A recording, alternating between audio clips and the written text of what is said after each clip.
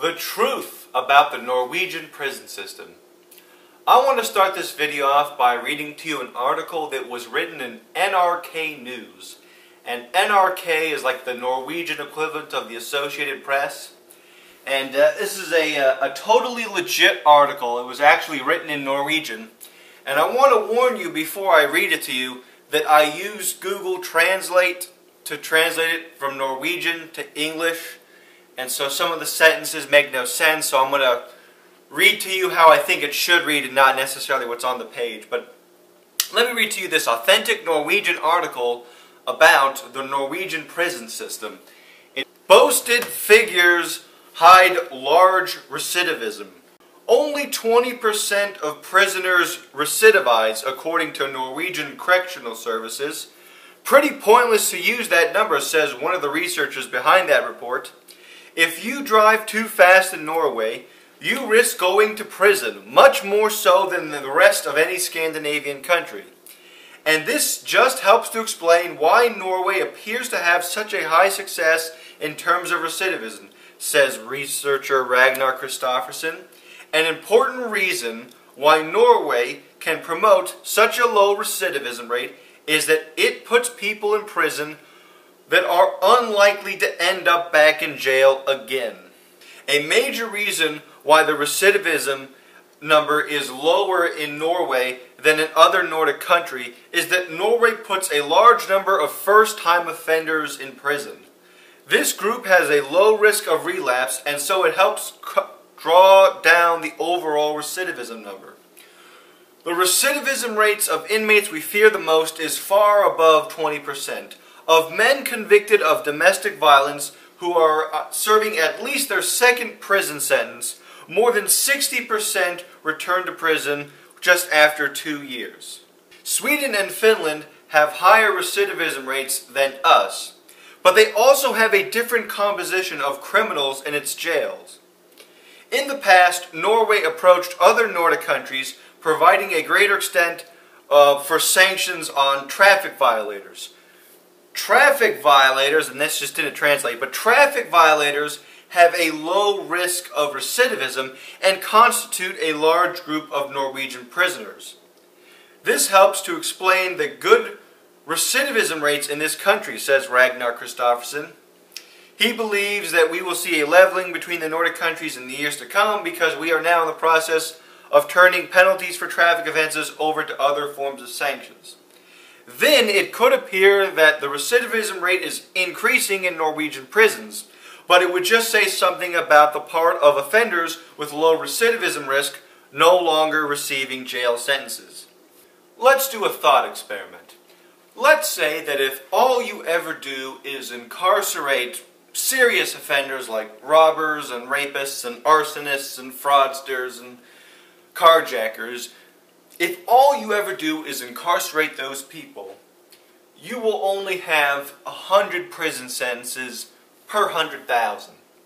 And let's just say that naturally the recidivism rate of those types of criminals is 35%. So across the Nordic countries, there is a recidivism rate of at least 35 out of 100 criminals. But Norway does something that neither Sweden nor Finland do. It puts an additional 100 people in prison for incredibly petty offenses like driving too fast, having unpaid parking tickets, driving on a suspended license, things that are always illegal but hardly ever result in prison sentences in other countries, and crimes that have nothing to do with poverty or drug addiction or mental illness. The recidivism rate of these groups is 5%. So in Sweden and in Finland, the recidivism rate would be 35 out of every 100 criminals, but in Norway, the recidivism rate would be 40 out of every 200 criminals. Norway can then brag about how it has these low recidivism rates, but it's all due to putting people in prison for crimes that have low recidivism rates anyways. If this were the case, how would we go about proving it? Well, there are 3 ways of proving it. The first way of proving it is to point out that Norway gives out a lot more prison sentences than comparable countries. This second way of proving it is by pointing out that half of prison sentences in Norway are for a couple of days, because if half of the people in prison are in for traffic violations, then half of the prison sentences are going to be for like 20 days. And the third way we can prove it is just by looking at who's in prison for what reason. Well, this is exactly what the study that everyone keeps quoting did. The study is called Retor and Nordisk blah blah blah. It's in some other language, I can't really read it. But every single thing that I said would need to be established to prove that Norway is kind of cheating in their recidivism rates was established in this study. First of all, let's take a look at how many prison sentences Norway gave out.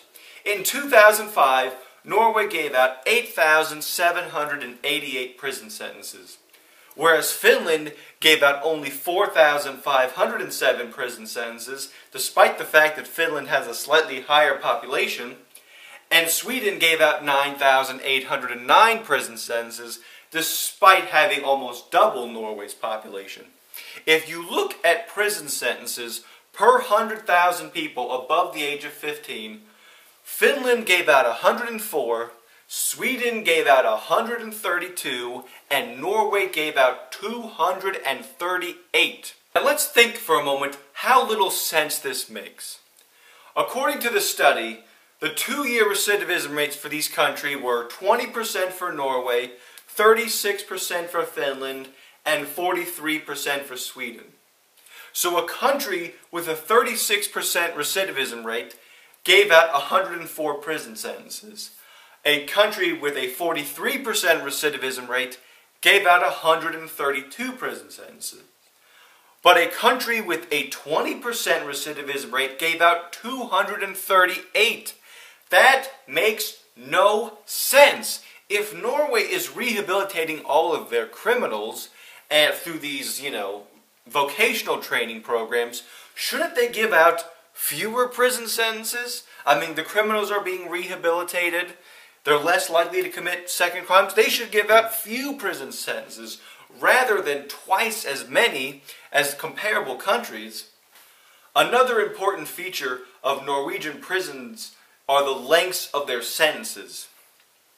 If Norway only incarcerated serious offenders like robbers and rapists and burglars, you'd expect the majority of their prison sentences to be quite long. But they're actually pretty small compared to comparable countries. The median prison sentence in Norway is 45 days. The median prison sentence in Finland and Sweden were 180 days. Who do you think Norway is sending to prison for less than 45 days? Do you think rapists go to prison for less than 45 days in Norway? Do you think murderers are going to prison for less than 45 days in Norway?